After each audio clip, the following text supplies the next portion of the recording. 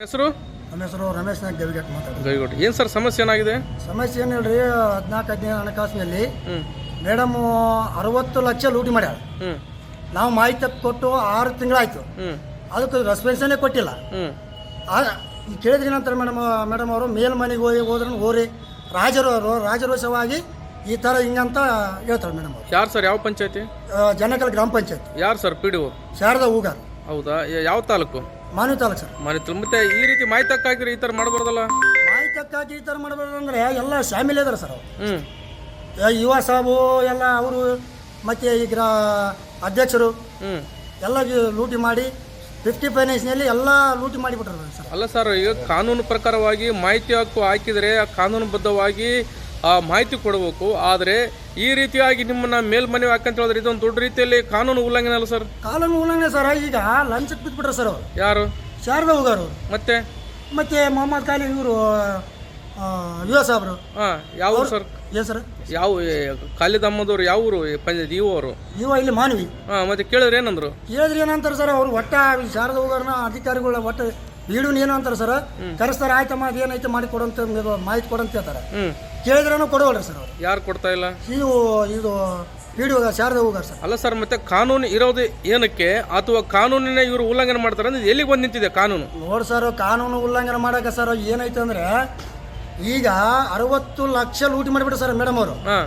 60 ಲಕ್ಷ ಲೂಟಿ ಮಾಡಿ 50 ಫೈನಾನ್ಸ್ನಲ್ಲಿ ಎಲ್ಲ ಹಣವನ್ನು ದುರ್ಬಳಕೆ ಮಾಡಿಬಿಟ್ರೆ ಸರ್. ದುರ್ಬಳಕೆ ಮಾಡಿ ಕೇಸಿ ಈ ಥರ ಯುವ ಸಾಬಂತ ನಾವು ಬಂದ್ವಿ ಸರ್ ಮೊನ್ನೆ.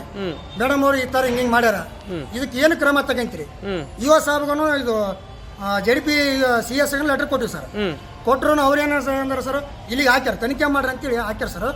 ಅವರು ಯುವ ಸಾಬ್ರು ಏನಿದಾರೆ ತನಿಖೆ ಮಾಡಂತೂ ಇನ್ನೂ ಕಾಪಿನೂ ಹಾಕಿಲ್ಲ ಸರ್. ಅಲ್ಲ ರೀ, ಇದ್ರಾಗ ಯಾರ್ಯಾರು ಇನ್ವಾಲ್ವ್ಮೆಂಟ್ ಇದ್ದಾರೆ? ಏನು ಸರ್? ಯಾರ್ಯಾರು ಶಾಮೀಲಾಗಿದ್ದಾರೆ?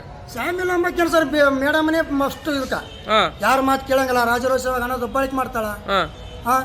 ಈಗ ಈ ಥರ ಸರ್ ಕೆಲಸ ಅಲ್ಲಿ ಏನೈತೆ ಸರ್, ಈಗ ಅಲ್ಲಿ 3 ಸಾವಿರ ಇವು PMH ಬಂದವಲ್ಲ ಸರ್, ಅವು ಬಿಲ್ ಕಲೆಕ್ಟರ್ಗೆ ಹೇಳಿ ಕೇಸಿ ಎಲ್ಲ GPS ಮಾಡಿ 3 ಸಾವಿರ ರೂಪಾಯಿ ಹಣವನ್ನು ದಬ್ಬಳಿಕೆ ಮಾಡ್ತಾರೆ ಸರ್. ಅಲ್ಲ ಸರ್, ಏನಂತಂದ್ರೆ ಇದರಲ್ಲಿ ಶಾಮೀಲಾದವ್ರು ಯಾರ್ಯಾರು, ಮತ್ತೆ ಇವರ ಕೆಲಸ ಏನು ಸರ್? ಇವನ್ ಕೆಲಸ ಏನು ಸರ್? ಇವ ಕೆಲಸ ಅಂಬಕ್ಕೆ ಏನಿಲ್ಲ ಸರ್, ಇವನ್ ಮಾತೇ ಕೇಳಲ್ಲಕ್ಕಿ. ಇವ ಎಲ್ಲ ಹೇಳಿದಂಗೆಲ್ಲ ಮೇಡಮ್ ಏನಂತಾಳೆ, ಆಯ್ತು ಸರ್ ಅಂತ ಅಜಯ್ ಅಂತಾಳೆ ಸರ್. ಈ ಒಂದು ಎಳ್ಕಳಷ್ಟಾಕಿಂದು ಇದೇ ಇಲ್ಲ ಸರ್, ಭಯನೇ ಇಲ್ಲ.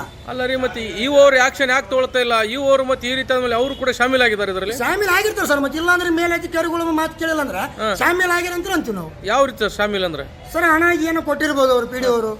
ಈ ತನಿಖೆ ಮಾಡಂತ ಹೇಳ್ರಿ, 50 ಫೈನಾನ್ಸ್ ಅಮೌಂಟ್ ಎಷ್ಟು ಬಂತು ತನಿಖೆ ಮಾಡಂತೇಳಿ ನಾವು ಮಾಹಿತಿ ಕೊಟ್ಟಿವಿ. ಕೊಟ್ಟು 60 ದಿವಸ ಆಯ್ದ್ರು ಇನ್ನ ತನಿಖೆ ಮಾಡಿಲ್ಲ, ಅದಕ್ಕೆ ಮೇಲ್ಮನವಿ ಅಂತಾನು ಹೇಳ್ತಾರೆ ಸರ್. ಯಾರು ಮಾಡಿಲ್ಲ ತನಿಖೆ? ನೀವು ಯೋಸಬ್ ಮಾಡ್ಬೇಕು ಸರ್. ಯಾಕೆ ಅವ್ರು ಯಾಕೆ ಮಾಡ್ತಾ ಇಲ್ಲ? ಮತ್ತೆ ಹಣ ತಿಂದವ್ರು ಸರ್ ಅದಕ್ಕೆ ಮಾಡ್ತಾ ಇಲ್ಲ. ಮೇಡಮ್ ಮೇಲೆ ಎಲ್ಲ ಶಾಮೀಲ್ ಇದಾರ. ಶಾಮೀಲ್ ಮಾಡಿ ಕೇಸಿ ಹಣ ತಂದು ಕೇಸಿ ಈ ತರ ಮಾಡಿದಕ್ಕೂ ಅವರು ಇದು ಮಾಡಕತ್ತಾರೆ ಸರ್.